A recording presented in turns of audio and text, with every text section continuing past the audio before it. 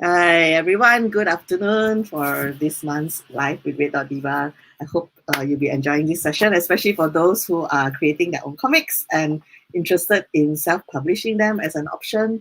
And for those who are not familiar with me, I'm Red.Diva. I am a pop culture and lifestyle blogger based in Singapore. And I started this live stream last year during the pandemic, where I thought that the creators in Southeast Asia, and there are so many of them and so talented, they are not familiar to people all around the world. And I just felt that there was a chance for me to be able to give a spotlight to them so that you get familiar with their names and what they do, and also for the knowledge that they can impart with people that are interested in their aspects of their art. So today's live stream, I have a special guest, and he's local artist called, we'll call him KJ because he asked me to call him KJ, which is easier.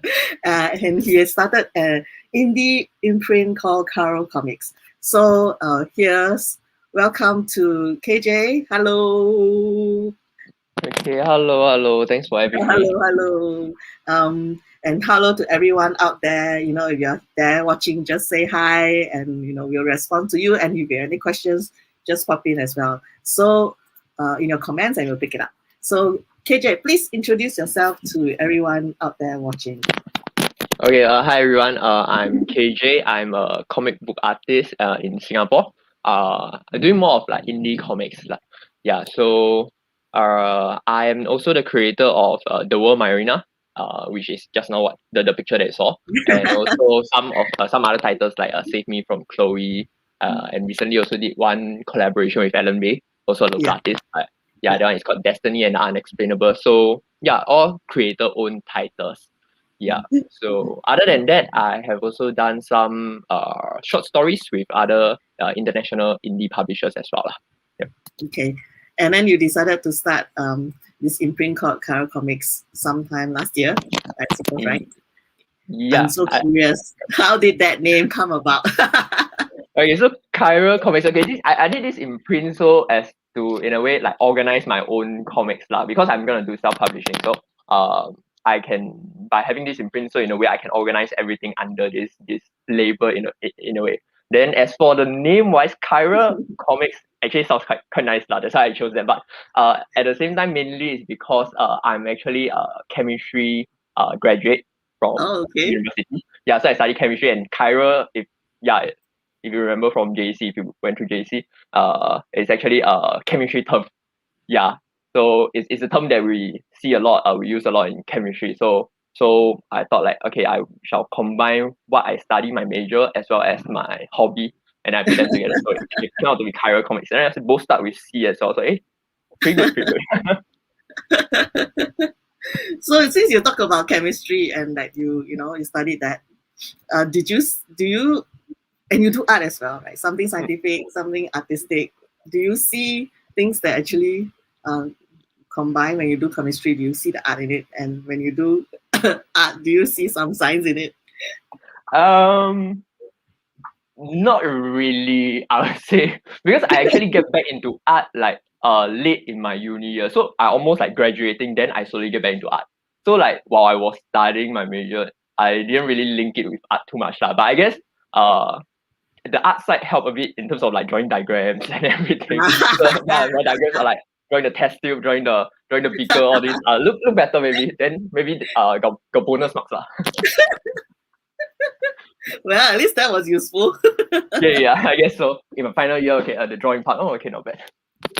What's the mission of your imprint though? Do you have like a strategy or aim, like what kind of comics that you'll be doing, your focus audience, etc.? There's not really like a strict direction. Okay, like I solely only want to do like more of like let's say a all ages kind of comic, or like a teen kind of comic, but rather just anything that I feel like doing in a way. I guess that's a good thing about self-publishing, right? You get to control what you want to do. But so like for example, my main series I think is a bit more serious in tone. Then I also had a spin-off like Save Me from Chloe, which is the more chibi style, more for all ages. So it really goes with like what I feel like doing. Then yeah, so really no strict direction in a way. Yeah. Also Okay, allows me to explore like different types of comics as well lah. yeah, that is true. Before we go to the next question, we just like to say hello to some of you out there, and we have Nadra. She's like, woo, woohoo, Nadra. And my friend John as well. He said he can't hang on, but hope that we'll have a live stream. If you just pop by and you have questions or you want to have add in your comments, you can do that. We can see you actually, and we'll pick that up later as the live stream goes along. Let me remove that comment for a while. All right. I understand that you actually had the story of the World My Arena launched on Kickstarter in 2019, right? So Yes. that's like about already 2 years ago. Correct. How did that story come about? I'm very curious. How long was it hibernated before you decided to put it on Kickstarter, or did it come together around the same time? So 2 years ago, I think it was around September. Yeah, that I launched the Kickstarter for the issue 1, which is just the first chapter itself.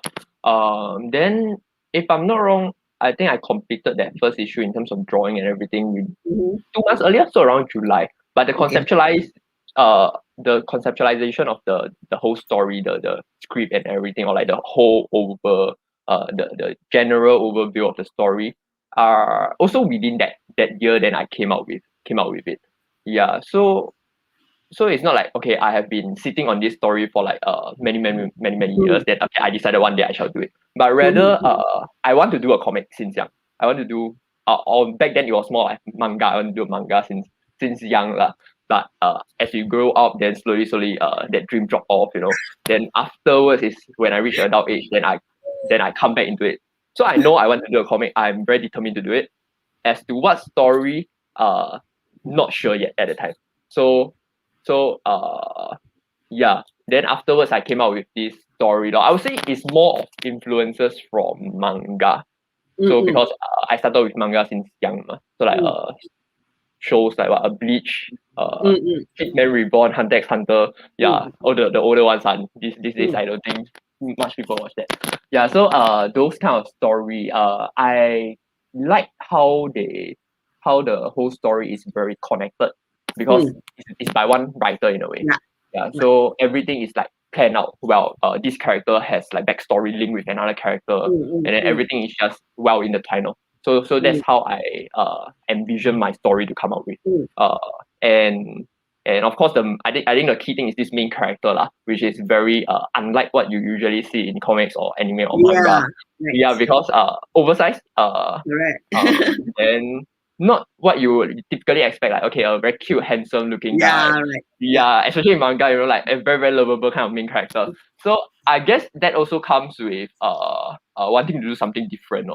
And of course, the character came about from the story. I wanted the main character to be someone weak, someone getting bullied. So I was initially toying with the idea, okay, should I go with someone very, very skinny, very, very small size instead? But in the end, I opted for Nathan, who looks like this. Yeah, which is I don't regret it because it's quite nice to draw. Yeah, it sort of fits the story and it's something different. People tell me like the character feels relatable. Yeah, definitely. So I guess it was a good choice on the end. Yeah. I felt that it was a very good choice because there are too many similarities out there with a very cute, kawaii, handsome, pretty protagonist, and most of us are really normal people with our own insecurities. And so to have Nathan out there, I think it touches some part of us, inside of us, that we can identify with. Either we feel that we are too fat, too dark, too skinny, too oversized. It's just, as you say, it's really, really relatable. It makes it very personal as well. So when you go on a journey with him, the panels where he was feeling so aggrieved, right? Like in pain, but still hiding it from the sister. I think that was really, really very touching as well. I don't think it's also about just the physical wounds that he faces. I think the emotional and mental anguish Yeah. to me was like the one that was really, I empathize so much with Nathan. So did anybody come up to you with like, when they read it, or they read the Walmart Arena, did anybody ever come up to you either digitally or in person and like shared with you like what they felt about this? Yes, actually have. I think one of the most memorable one was like a message. He messaged me like saying that the story like hit him very hard because we the in the story like Nathan is being bullied very badly, and then he actually considered like taking his own life lah. Yeah. So this reader actually told me that when he was young he actually encountered something like this. Then when he read it, it really touches with him, no. So yeah, then he thanked me for it lah. Then luckily he's okay right now. Yeah, he's all over it already. So that's good. Yeah, but I guess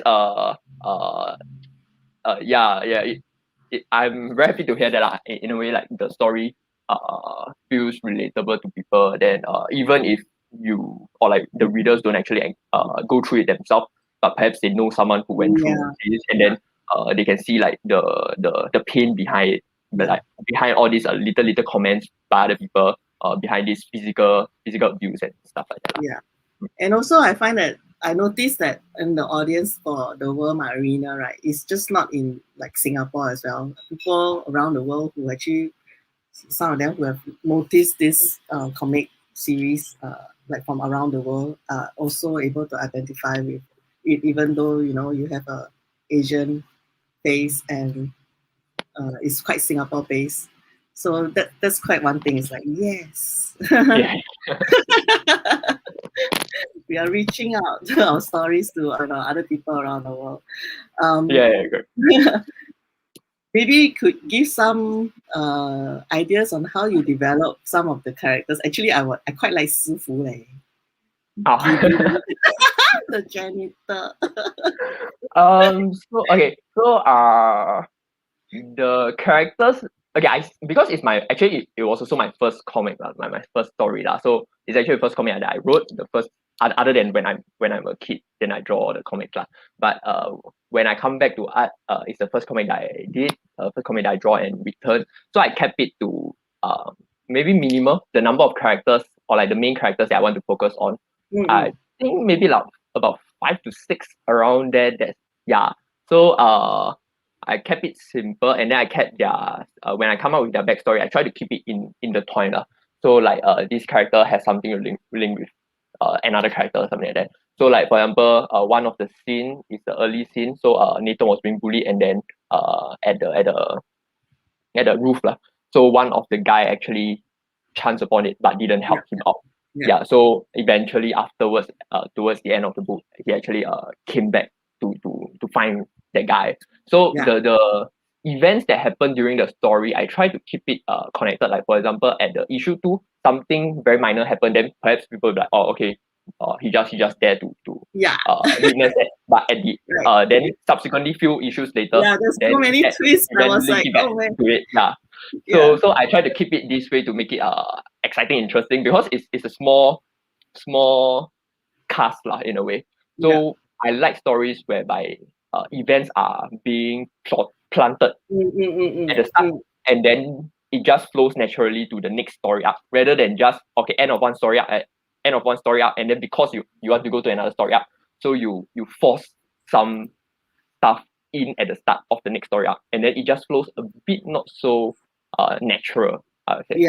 So when I come up with these stories, I try to plant things early. So when I wrote the story, I didn't have like all the nitty-gritty details out at the start all the way. I just have like one big overview of the whole story. Okay, so maybe first 3 issue I want to talk about this thing. next three, Okay. next three. So in a way, I have more or less the whole story already in general flow. And then so that when I write the first arc, I know, okay, perhaps I want to plant some stuff from the next arc within here, so that it flows naturally subsequently lah. Yeah, so I think when writing story, having a general overview is important. Yeah. To make the arcs flow, especially if it's a long running series. Yeah, because I was expecting like a straightforward thing when I saw the bullying story. Then I was like, okay, there's some mystery also. Oh, there's this one who turns out to be, that dash dash dash dash, because I don't want to spoil it. And I was like, okay, this is getting deeper than I expected, so I was kind of like hooked as well. Good job. Thank you. Yeah, then as for the Sifu character, that character is like a blend of different characters that I like in real life lah. So like this story, the main inspiration is because at the time of writing, I'm actually very into martial arts. So I was like doing Jeet Kune Do, which is held by Bruce Lee. I did that for 3 years, and then I also did boxing for 1 year lah. So that was one of my questions I was supposed to ask you later. Okay, never mind. Since you oh yeah, okay, then I continue from here. Yeah, so I incorporated all these aspects into the story lor. Of course, it helps with the maybe like some of the fight scene, the movement and so on. Even though I'm not a very good fighter, but the theory wise at least. Okay, then so like the Sifu is because I learned Jeet Kune Do, so of course I take some inspiration from Bruce Lee as well lah. Yeah. Then then of course other than Bruce Lee, of course like I also like the 射雕英雄传, the Legend of the Condor Heroes. Then that's my favorite story of all time. So like the Hong Qi Gong, he's like missing one finger on his hand. So I also adapted that in terms like the Sifu. If you notice, like his thumb is missing as well. Of course, I also put it with a backstory to it lah, which is not revealed yet. Rather than just like, I want him to miss one thumb, then so I just cut off the thumb, that kind. So little things of what I like, I just incorporated them into this character lor. I really like some of the way that you draw the martial arts and like the stance. Let me put this up on screen because I think that it's like there's this art to it. The stance reminds me of Samu Hong actually. Got people say Singapore Hong Jing Bao. Yeah, Singapore Hong Jing Bao. Yeah, there's this. It was quite obvious that when looking through the pages, I'm a martial arts, like martial wuxia movie fan. I really love wuxia films because when I was young, I was brought to the cinema a lot, and my parents love all these old Shaw Brothers movies, right? And it was quite obvious that somebody who drew these panels, right, kind of know martial arts. And I was about to ask you, and you were just mentioning and sharing that you actually trained a while in this field of martial art. That's why I was like, okay. There's some of the training inside for like the Nathan, he went through some training. Some of the training is like things that I really did in Jeet Kune Do lah. So I just paste that in as well. Yeah. It's not just the stance also, it was like the physical aspect of the movement you can sense on the page. So I was like, okay, was somebody who knows something about wuxia films and wuxia styles. Right. So right now, since we have already talked about a lot about the process of this story, the world, my arena. Wait, before I go to the next session, we'll just say hello again to some people who popped by. We have Alan Bay, one of your collaborators. He's here. Hello, Alan. Alan also did the colors. So productive and work so fast. Whoa. Any comments, KJ? Yeah, when you have no life, I guess. All my free time, other than like family time or girlfriend time, is like a drawing, We have Wen. Hello, Wen. Hello. And Alvin. Oh, he likes that the comic is body inclusive. And Mark as well. Hello, good afternoon. Oh, and Wen's also comments, yes. I can see the Bruce Lee behind KJ. Woohoo! Yeah, so yeah, this three, yeah. Okay, so right now we'll get into meat of it. I think a lot of people who are probably creating their own comics, this is what they are looking forward to, which is your journey into self-publishing. Did you consider any, I mean, what made you consider Kickstarter? Or were there any ideas that came about before you decided to have it launched on Kickstarter as a point of promoting the World Arena? I think the main two ways of publishing will be either a traditional publishing, which is going through a publisher a firm, and the other one is of course self-publishing. Yeah, so there's a lot of debate like, okay, which one is better and so on. But I think both are good. It's just which one suits your need more. Yeah, so maybe because I was young and naive back then. So like first story, okay, I think this is good. I want to do everything by myself, I want the story to be controlled by myself, So self-publishing was like more attractive to me lah in a way. So actually I didn't even submit like the pitch or anything of this story to any publisher. I just went straight into crowdfunding. And yeah, then crowdfunding of course there's two routes. So I think two main routes, which is Kickstarter and Indiegogo. Correct. Yeah, so that, I think there's like politics behind it, but I'm not gonna get into that. But rather, the difference in Kickstarter and Indiegogo is like the way they fund also. So Indiegogo is like the backer back the moment they back you will they will take the money already. Whereas Kickstarter is like you set a goal. If you hit the goal, then you get all the money. If not, you get nothing. Yeah. So, but I think in general, Kickstarter is still the bigger platform or like the more well-known platform lah. Because people like crowdfunding, they might just switch the terms crowdfunding with Kickstarter, like Kickstart something like that. That it's like Kleenex and tissue, right? Right. So I just went with Kickstarter lor. Then so that's how I started off like why I chose Kickstarter lah. But in terms of like why I go with self-publishing over traditional publishing, other than the what was I saying? Control. Other than the control over it, other than that, I think it's also the personal touch with self-publishing comics. Yeah, so like you get to interact with the readers directly, and you get to pack the stuff everything by yourself lor. But of course, the downside is there's a lot more work with self-publishing comics also. There's a lot of downside with it actually. But depends on how you weigh it lah. Okay. Before we get to the possible downsides or challenges, right? I was looking at the campaigns that you're putting out, even the recent ones. I mean, I'm quite familiar with Kickstarter as well because I do support some of the campaigns out there, international ones as well as local ones. So mostly when you notice that the campaigns, right, the pricing for the basic tier, right, is very high, already quite high already. Of course, it's not as high as maybe your traditional bookstore because you got your perks and all that kind of things, like you get stickers or some prints or whatever. But I've noticed that the ones that you started out was really very affordable, Singapore dollars sense, and quite low.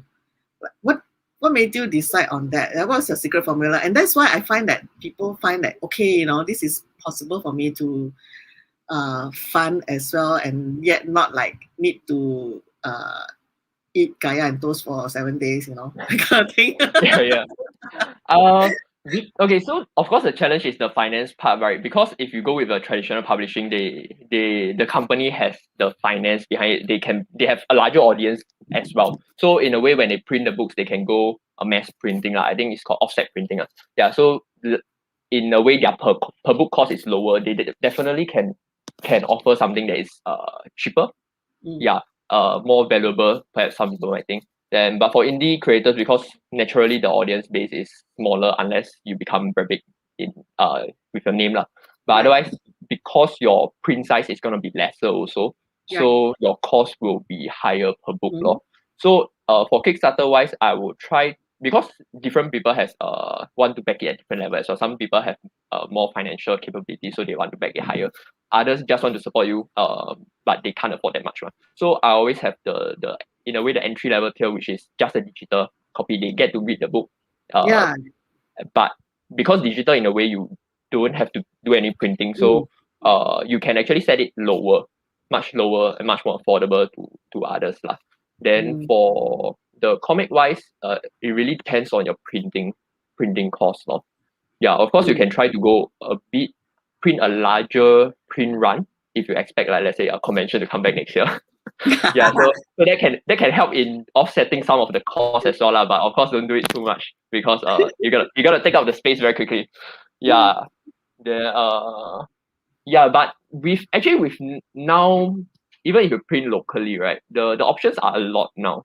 So like you can get to find printers that are very affordable, even for small print runs. Yeah. Yeah. Because So man, some years ago I've heard like creators I say, oh no, printing is so expensive. Then I'd rather go Malaysia and do it. But right now Causeway also cannot. So so it's like I'm surprised to hear that you're saying that there's more options actually, and that printing cost is not so painful.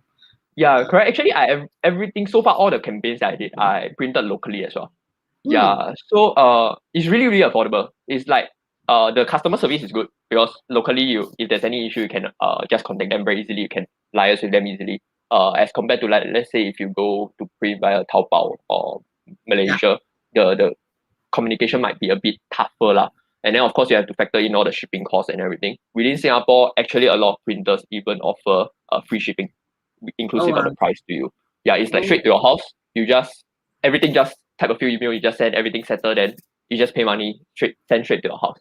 Then if like because one of the time there was some issues with the printing lah, so I contacted them. Then I just send it back to them. They cover the cost somehow, and then they fix it. Then they send it back again. Wow, that's actually quite impressive. So if you do like in overseas, I think even if they are willing to settle it for you, right? It'll take some time. Shipping back, I can never mind, forget it. The shipping cost is going to kill you. So actually, that's happening to know. So those local creators out there, do not fear. There's a lot of printing options, as KJ has shared. You can kind of research and find out more about that on the site. Yeah, and contact him. Support local business. Yeah, local businesses, support local businesses, especially during this COVID time.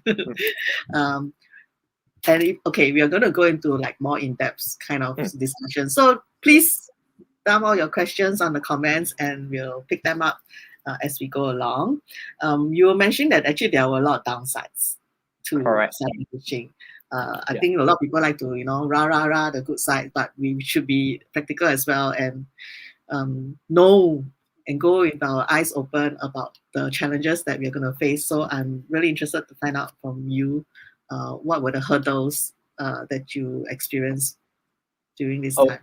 Okay, so I will start with something more general. So for traditional publishing over self-publishing, definitely is the audience, like what we mentioned just now. So they have the finances, they have the connections, they have the network. So in terms of like marketing, distribution, that is a big challenge for indie creators actually.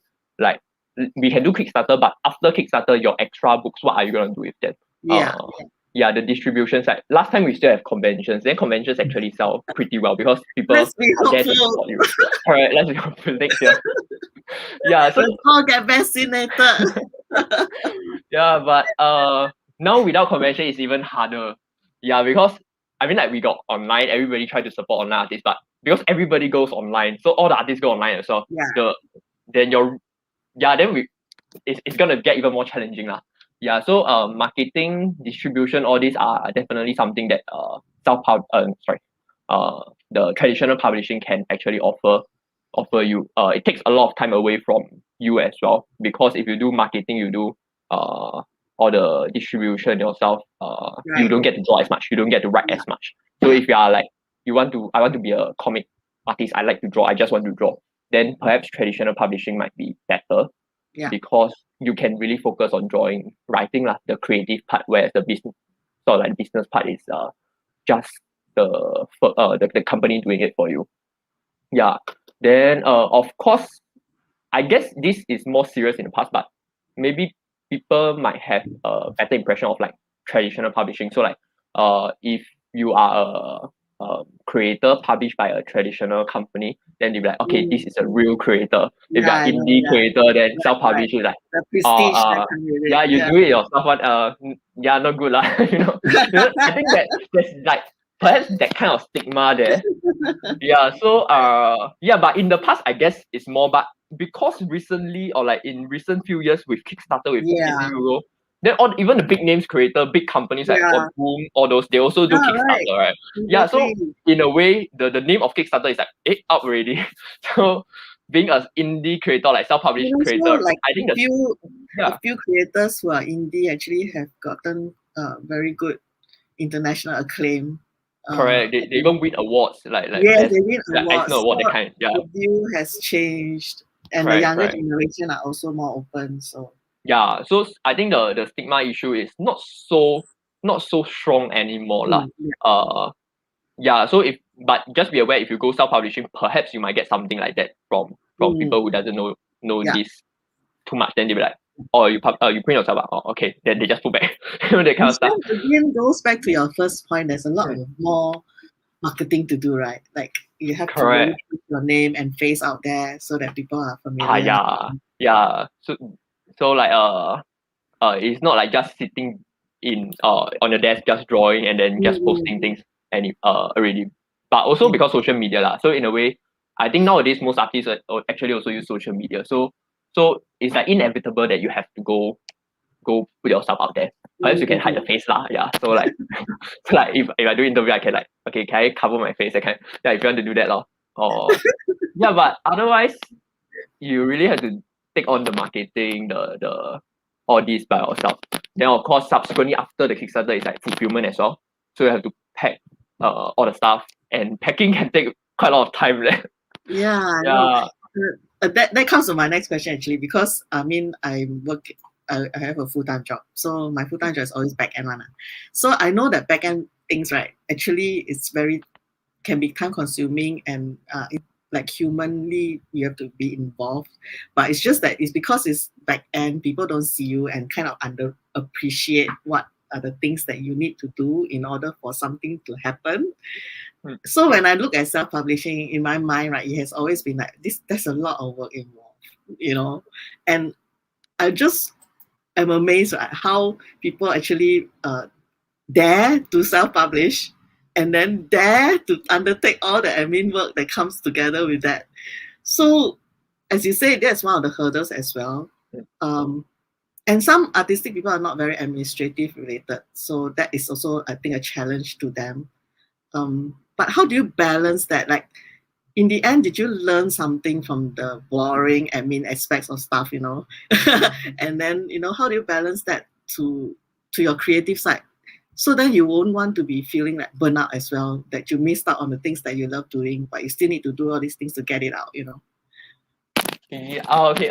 Actually, I think for most creators, if we do like indie, like let's say Kickstarter, right? More admin stuff actually means good stuff lah, because means more people back ma. So you actually pack until very happy and you're like, hey, wow, very tired, but it's like, oh, one more reader. I guess that's like the personal touch, personal touch that kind. But of course it gets tiring. It's like a few hours off your schedule.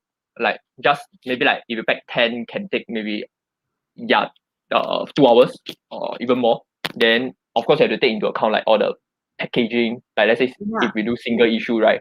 Then you have to make sure that it doesn't bend in the shipping process and so on. No? But I guess in terms of like taking time away from the creative side, actually while it's like, okay, less time for drawing, less time for creating new comics, but at the same time I take it as like a break away from creating, because sometimes if you just keep grinding on drawing, writing and stuff like that, right?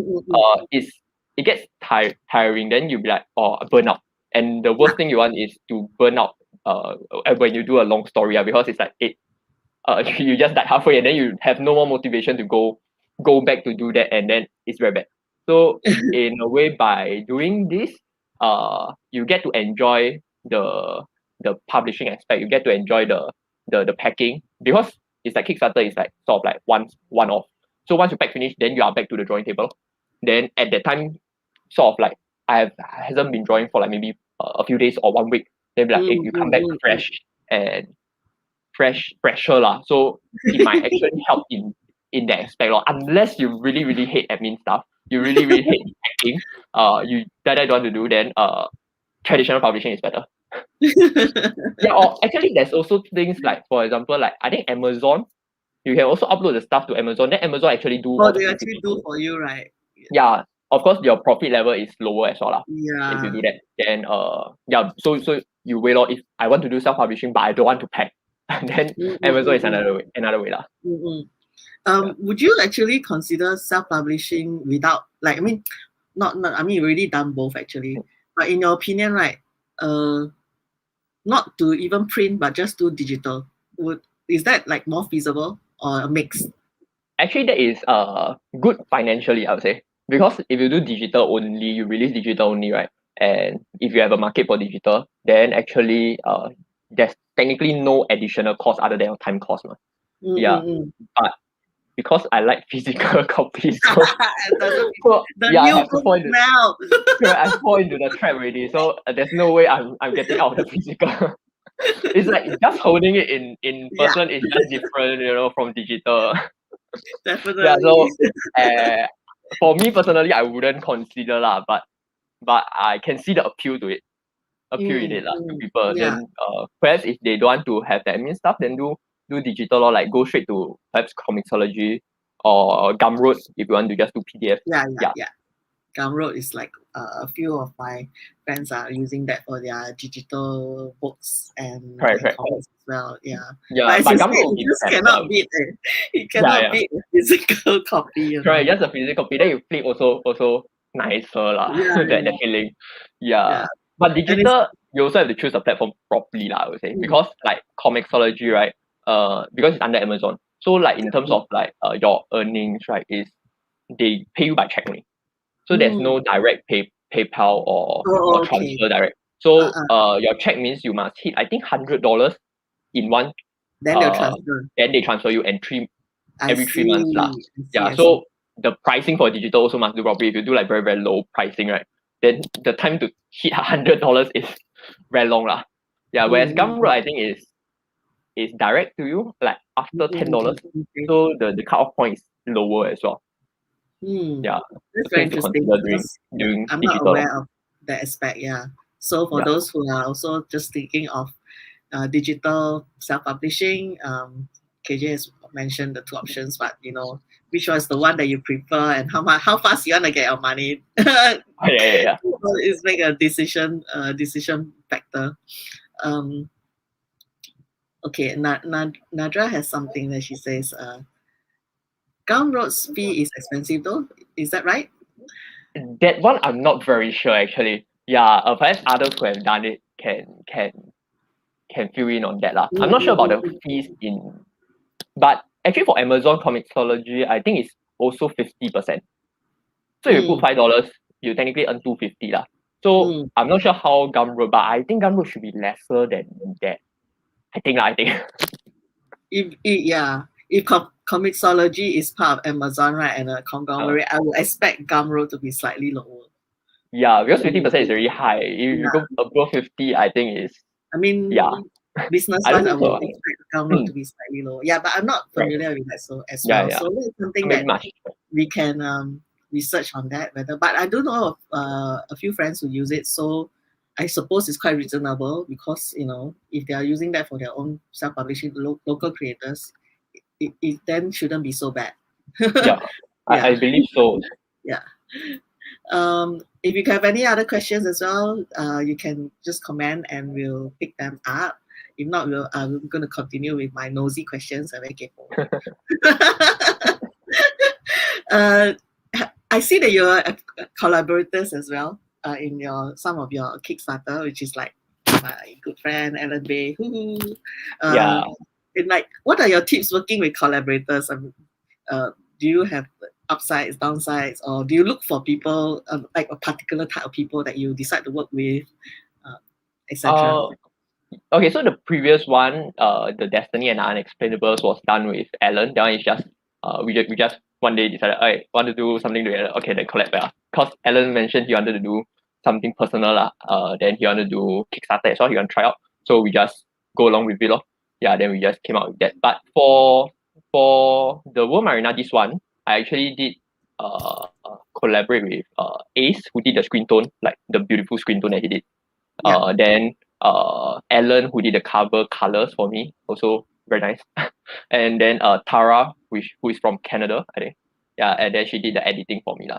So I think for collaborators wise, right, I would say is find someone who feels like who fits your weaknesses lor, I would say. Because at the start, when I started out, right, like young and naive, you know, so everything I can do, I want to do everything alone, man. Yeah, so I just I just think I can do everything lah, in a way, which is a mistake lah, I think. And I think people will have the impression like, oh, self-publishing means you do everything yourself, and then yeah, so you do everything yourself. But actually, yeah, so you sorry, you do everything yourself, then not as good lah, in a way, because like no big company and stuff like that, no editor to look through everything. Yeah, right. But I think self-publishing has also evolved in a way whereby it's not just like yourself anymore, but rather you can like work with other people who are good at the particular area that you're weak in. So like I accept that things that I'm not very strong in is things like colors. I'm not good at that. Then for example, my dialogues perhaps not as strong in terms of like, while the English is correct, grammar more or less is okay, but maybe native speaker might find it a bit awkward in terms of like, if I want to reach an international audience, then they might feel like, okay, so these are areas that I acknowledge that perhaps I'm not so good. So these are people that I try to find and work with lor. So like for example, Ace, I saw his work, he did some manga on his own and very, very nice. So I reached out to him then to talk about this collaboration. Then I also reached out to Alan for the cover, because he did one or two cover before. Then we also collaborated on the Destiny, and yeah, his colors very, very nice. Everywhere, every time I see he's everywhere. Alan. Yeah, then his colors very bright, very, very nice. Yeah, so I just reached out to him as well on that. Then Tara is a writer that I have collaborated on a lot of international anthologies, short story with her lah. So naturally, if I need an editor that is more native in English, a native English speaker, so I reached out to her on that. So I guess it bridged the gap for readers, and then they see a team, then it's like, oh, this is, while it's self-published, but at the same time, it has went through different layers to ensure that this is up to standard. That was right. How long did it take? I mean, after when you submitted your draft, right, and with all these collaborators involved, so what was the lead time? I think this is a question that Naja is asking as well. Let me just, like, how long does it take to finish one chapter of the comic? Oh, how long does it take? Okay, for my pencil and ink alone, let's say if I do the fastest, I would say maybe 1.5 months. So one chapter is around 24 pages with a cover lah, so roughly there. So yeah, it gets you get faster as you draw more. It's like really the difference is big. When you start out, right, maybe one day a simple page might take you super long. Then now it's much faster. I would say average, still very long lah, but maybe 4 to 6 hours. Yeah, sometimes more, sometimes 4 to 6 hours roughly there. Wow. For one page of pencil and ink. Then we are not taking into account like the lettering and the conceptualizing, the writing, the scripting process as well lah. And of course, grayscale, screen tone, all those is another part of it. So it's not, because that one I get Ace to help me with it, another artist to do it for me. So yeah, if you add up everything, I think one page, very long. I can't put a time on it. Did I don't know. I mean, I'm not sure whether you answered it just now and I missed it. Like, did it happen concurrently while the Kickstarter campaign was on, or did you already have something finished and then put it on Kickstarter? Or do you think there's a difference, like between having something that I have Kickstarter, or in progress then you have Kickstarter? Okay, I typically only launch my Kickstarter if I have 100% completed or 95% completed. So it's like left the remaining pages. Then that's the max I can. I will let myself off before I launch a Kickstarter, because the tendency is if you focus on Kickstarter while you are maybe like halfway done or like only starting out, firstly, your campaign will not be as good because you have less stuff to show people. Your marketing, you have less pictures to show people. So perhaps it's like recycled over and over again, just that cover and maybe like that 1-2 page. Then everything is shown already, ma. Then if people want to see more, don't have. Then the fulfillment is the worst law because you have to set a timeline for yourself. Like you tell the backers, okay, by December you're gonna get a book, but you haven't even drawn like finished. And even at the faster speed, perhaps you can reach December, but more often than not is things will happen and you will slow down and then everything packed, you are trying to force a timeline, perhaps it will make your work suffer. Then perhaps because everything rushing out as well, then you very stressed, they break down, they burn out, then cannot produce the work. Then 1 year, 2 year later, still haven't get the work. Because we've seen, I think in US, there are quite a number of big creators as well, like having some issues like delivering the book on time as well. Exactly. That's what brought this question about as well. Because when you look at some Kickstarter campaigns, right, they tend to be like, I'm pitching you this idea. Correct. But there's nothing much to actually offer at that point. And then you sit down and read, right? Then they'll be like, oh, sorry, this is delayed. Sorry, this is delayed. So if you didn't commit so high, right? Okay, you kind of like whatever. I kind of forgot that I put money in it already. But if it's something like you actually want it and you have put a lot of money on it, it's a bit annoying actually. So it's good to know that for your point of view, it's better to have something that you can actually offer your audience at least about 90+% done. And take the stress away from yourself as well. Like unless you are someone who likes working under strict timeline, that kind of stuff lah. But I mean, like if you like that, right, then you should go traditional, because traditional publishing, the company will actually set deadlines for you, ma. Right. So if you work well with deadline, I think actually that might be a better route for you. Otherwise, I personally don't think it's a good choice to start a campaign without having the bulk of the work done. Wonderful. That's a very good advice. I should think some people who are keen on having something on Kickstarter, I'm kind of a very practical person. So I feel that, shouldn't fantasize too much. You should also know that there's some pain involved and that you should actually offer some people something tangible before you start teaching just, ideas and rough sketches and especially like they support you financially, like they back the project, they want to receive something.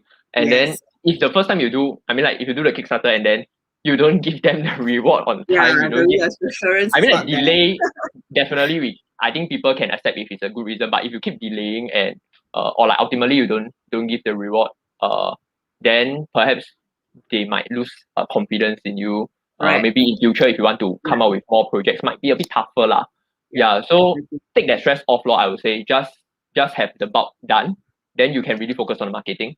Then just relax and enjoy lah.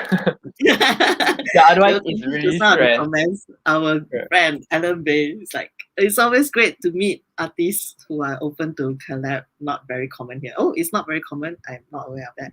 I think so, because most people will be like, I can do everything myself. I don't need. But it's fun to like work with others as well. Then because the community here, the comics wise, is not big, and for local works, it's even smaller lah. I mean, like comics fan we have a lot, but Marvel, DC, yes. Comic local fan, our own creator, own titles, not a lot. So I think actually collaborating might be even a better option, because you collab, you pull together your audience, ma. So like my audience can see Alan's work, Alan's audience can see my work. Then I think it helps to grow the community as well. And then I think that's good. It provides like different synergy. Elvin says we need that on a t-shirt. Alan is everywhere. Then behind the t-shirt, there is no escape. Okay, can I ask Alan to do it? Alan, this idea for your merchandise in the future. Raja says, wow, Alan is our local Stanley. the pace of indie local works. We have chatted so fast, there's left 10 minutes. So Yeah, we're fast. if anybody has any other questions, you can tell me, especially about self-publishing, and if you're interested, in doing that for yourself. Since KJ is here and he has gone through a few runs of Kickstarters and they are all successfully funded, so you can get a lot more real-life tips and advice from him. Are you open to receiving pitches from creators for your imprint? I think at the moment, no, because I mean, like, if I accept, then I will have to offer something back in a way, like, I mean, like, if they pitch to me, then in a way, is I become like the traditional publisher kind of thing.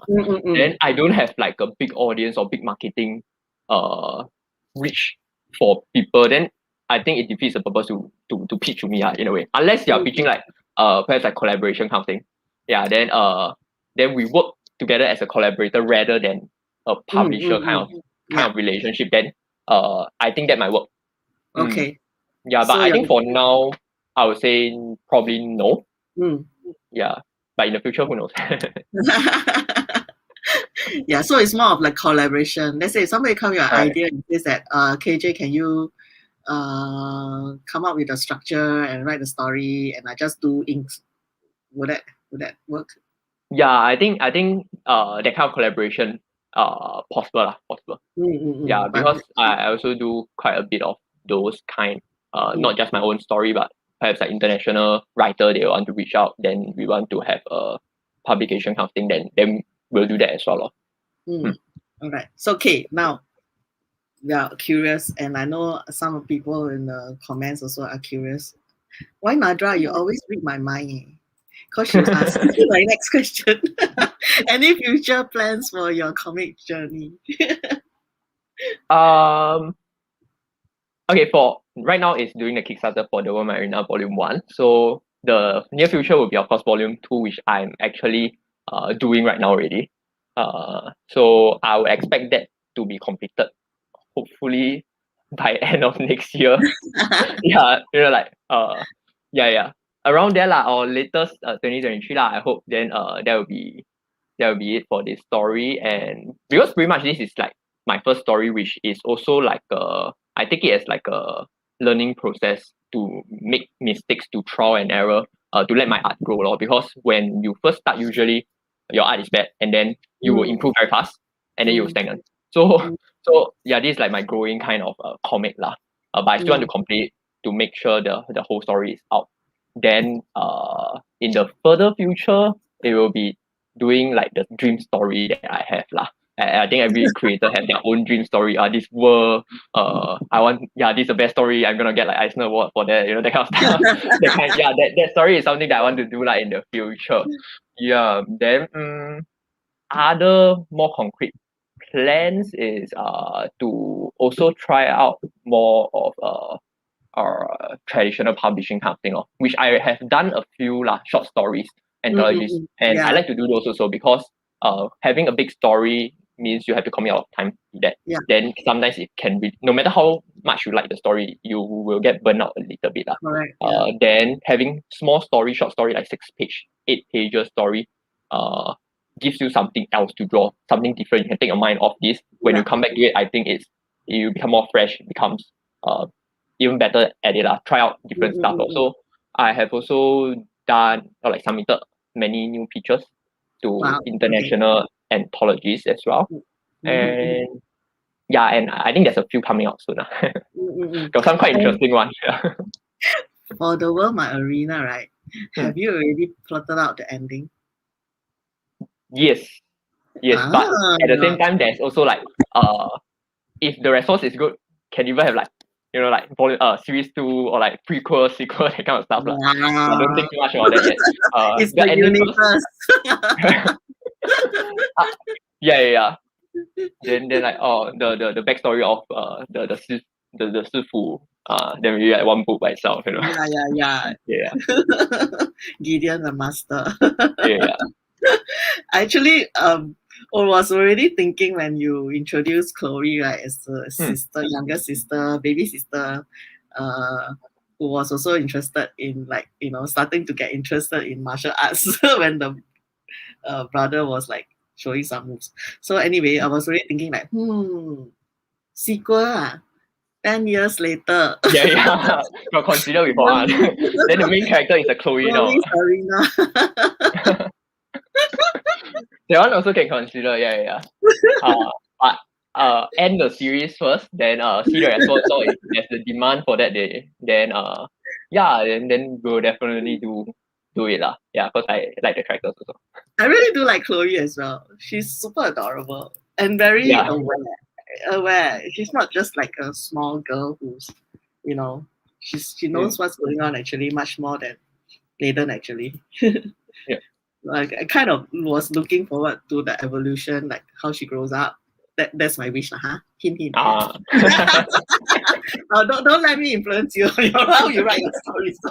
But in my mind, right, this alternate universe was already happening. Sequel. Then maybe next time I reach out to you. I got any tips? We are almost reaching to the end. So if anybody has any more kaypoh questions, just post it below and we'll try to answer them before we wrap up. I think KJ is providing a lot of tips, a lot of very interesting tips. So I hope those who are interested in self-publishing do check out this live stream later on as well on my page, and hopefully it is streaming correctly on YouTube, so you can watch that when the session ends anytime you want, and you can stop and pause and take down notes as well. So any last tips that you have, like that you want to give to the people out there? Any interesting tips that you haven't actually mentioned in our live stream just now, and feel that it's useful for the people to take note? I think for the pricing and the format as well. All yeah, right. I think this one we didn't mention, but like the format of the comic that you want to put up, is it like a single issue? Is it graphic novel? Like one short chapter by chapter release or graphic novel? I did both lah. Like I started off with single issue like 2 years back. Then now I'm doing graphic novel, and I think I'm moving more towards the graphic novel side. But it depends on the creator themselves, lor. Personally, because I did both, so I think that graphic novel makes more sense personally for indie creators in Singapore, because single issues means, like, let's say I did this seven issues within the first chapter, sorry, the first book. So if you print 7 issues means you have to do the fulfillment 7 times, and then each single issue, because I don't charge it very expensive as well, keep it as minimal, so like the work becomes not very feasible for the amount of effort. I think correct. So that is something for you to consider as well lah. Because of course you can be like, okay, I price the single issue higher, then I can make back in a way. But sort of if you price it too high, then if it goes comparable or like even beyond like what Marvel and DC is putting out, then perhaps people will be like, oh, I rather buy Marvel DC though. So I think pricing competitively is very important as well. And then of course the good thing is graphic novel means you have a bigger chunk of story out one way. So like you won't really get people saying, oh, I wait for the complete story that I buy. I wait for more issues that I buy. That kind of stuff. Then managing the stocks is also easier, because single issues means typically first issue more people buy, then subsequent issues lesser people buy. So how are you going to manage the print run as well? Like first run maybe you do 100, there are 100 all sell. Then the second one you're like, wow, 100 readers already, I'm gonna push for 100 as well for second issue. Then you notice that there's a drop. Then maybe you are stuck with 50. Then you're like, okay, never mind. I print issue 3, then people buy issue 2 as well. Then you print 100 again. Then you're stuck with a lot of stocks lah, a lot of stuff. And very soon you'll be sleeping with the books in your room. True experience.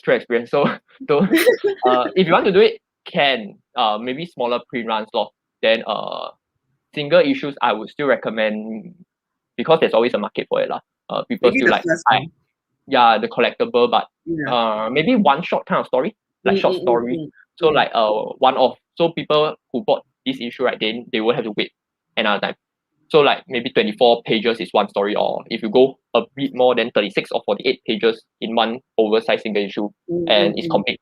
So you do the fulfillment once, you don't have to worry about future stocks. Then yeah, so single issue I think can go that route rather than doing for a long story lah. Long story I would still say graphic novel lor. Yeah. So for graphic novels, right? But then you come to the sense that basically we are saying that it's better to have something out in order to pitch it to the Kickstarter campaign. So you have a longer lead time then. You'll be having correct. Like, this thing. Yeah. So you might have like yeah, and then you might have like 2 years not having to a product to put out or not having a comic. Then it's also very depressing lah. So I guess that's the good thing about single issues. And for new creators like myself back then, young and naive, you're like, oh, I want to do it fast. You know, like I do one chapter, I'm very excited to show the world. Yeah. So you want to put it out there lah. So if you do graphic novel, you must be prepared for the grind lor. So like you have nothing to put out. Then of course you can do hybrid lah. Maybe I put out chapter, I think my story reads better as a graphic novel, but I still very excited to put out the stuff as a single issue. Then perhaps you can do digital first, then you do a collector afterwards. Then that saves the cost and everything, saves the effort. Things to consider as well lah. Yeah. Fantastic. I think that's very practical considerations as well. I hardly hear that on some of the interviews or whatever that I read about self-publishing, and I think you're one of those who have mentioned about the actual format that you need to consider and the pricing related to that, and also your comfort level, like how long you want to start doing it, right? So that you won't feel so depressed because there's gaps in between and you have to plan longer or shorter. I guess more experienced creators won't have this issue lah because they know it. But if like newer creators will have that excitement, okay, I want my first thing out, I want my first issue out, first chapter out, I want the whole world to read it, then they'll be like so excited, gonna buy the next issue, then gonna get like Netflix deal, that kind of stuff. The dreams lah, yeah. So manage it, balance it well lor. Yeah, but no matter how much we say about balancing it, manage it well, the excitement will still be there one lah. I also have it before lah, you know. So best way to grow, make mistakes lah. It's okay, no worries. I agree. You can make mistakes so long as you don't hurt somebody intentionally. Making mistakes is fine. It's fine in Singapore. Like we're always afraid to make mistakes and fail, right? But we should get over that culture block. I think making mistakes is fine. Right. And learn from it, and then you can teach others about the experience that you have, which is what KJ is doing now. I'm so appreciative that you have spent an hour with us. I'm gonna wrap this up right now.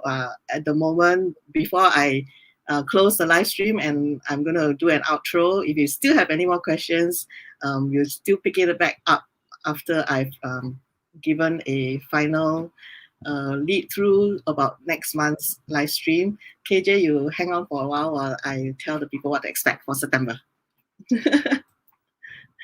All right, thank you for joining us. I know some of you are already interested in self-publishing. Some are just like, very interested in aspects of comic books, the behind the scenes, as well as those who are involved in it in person, or interested to link or connect people from different parts of the world, and as well as within our community, so they can learn from each other and get to know each other better as well. So I'm very appreciative for KJ for spending the hour with us. Right now, I'm just going to tell you what's going to happen in the coming months for Live with Diva. Next month, we have a local comic book creator as well. Her name is Nicolette Lee. If you have bought the book Sound, a comics anthology that was published by Difference Engine, you might recall that she has a story in there called Hokkien for Beginners. And Nicolette Lee is actually a solicitor by day. By night or by other times, she is a comic book creator. And I'm so glad that she's willing to come on board to as well give an idea of how to her tips on how to pitch for comics and as well give her experiences on the things that she wished she had known while trying to get her comics reach out to a wider audience. I thought it was a nice segue from today's session about self-publishing, and then next month we'll see Nicolette giving us tips on how to pitch your comics.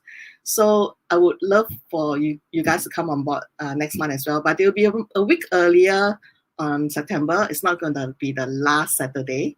It's going to be on the 18th of September, Saturday, same time at 1 p.m. At my Facebook page, and I'll try to link it up to YouTube as well. Now, then you're wondering what's going to happen in October, right? So in October, I have kind of like parked a spot for my friends, my DC fan friends, Eddie and John, to be back for a roundup of DC's fandom 2021. I think they have already announced that DC fandom is going to come back this year, and it's going to be happening in the mid of October. So with all their announcements and all that, the three of us are hoping to watch them and then do a reaction or like a review, a recap of what happened in DC's fandom like we did last year. And then it's Halloween's month as well. And I have already invited guests for a special horror-related panel or horror-related Live with Radar Diva live stream at the last Saturday of the month. And they will include some guests from Malaysia and Philippines, and as well as Singapore creators who are into the horror, spooky, momok kind of stories. So I want, for those who love horrors and Southeast Asian spooks, we would love for you to interact with us and come on board. More announcements on the October live streams will be coming soon. They are still in the works, and we are formalizing details, and I will definitely announce them as soon as possible. For the time being, Nicolette's event on Facebook page is already out, so feel free to RSVP, and we'll see you on the 18th September, 1 p.m. Okay, right now I'm going to put back KJ back on screen, and we're going to just say bye to everyone. KJ, do you have any last words? Okay, I think that I can pull up some comments that I think we Sure. All right, you let me know. I think 1:27 p.m. WL Leong asked would you consider exhibiting at a booth and offering books and art and when it's safer to meet at convention? Yeah, I would lah. Actually, the last one I did was right before the COVID strike. So SGCC 2019, which was also the first when the first issue was launched lah. So definitely I want to go back to convention when it's safe to do so, because it's really a good platform to sell your own works out there, because people are there to, like Artist Alley, they really there to support you. Then so it's good. It's much better than online actually. Yeah, I miss Comic Cons actually. The personal touch is there, and we are really hoping that this year's one might be going on, but I'm not sure how they're going to carry that out. Yeah, that risk people are willing to take. So the most hopeful one maybe next year. Yeah, hopefully. Then hopefully next year when we have the convention, then I have volume 2 out as well. Yeah. I mean, it's possible that there's something can happen, but what's the number of the crowd that's the scale, right? Yeah, the scale, which is a hindrance because we want to reach as many people as possible. Yeah. So we're just keeping our fingers crossed that we can meet each other all in person again. Yeah. Is there anything else? I think that's about it, right? It's about it. All right. So if anybody else has questions, you can contact KJ as well. You can find him at Chiral Comics. He's on Twitter and Instagram. You can ask him questions. And as for me, you can kind of follow me on Facebook. My handle is Radar Diva everywhere. So it's very easy to find me. I would really appreciate if you like or subscribe the YouTube channel. I'm trying to get a YouTube channel on board, so I need 100 subscribers to get a vanity handle, and then maybe hopefully we can get more traction on YouTube, because some people do not really like Facebook page, and a lot of younger people, as we were mentioning earlier just now, Yeah. will people use it as well. And we want to, get the community of the Southeast Asian creators out there. I feel that there's not enough spotlight on our region's talents, and that's my goal, and that's my aim, and that's my mission. And I'm glad that people are on this journey with me. I'm so happy to have supporters and creators who are willing to come on board live streams like KJ. So thank you for all the support. We'll see you again soon next month. Bye.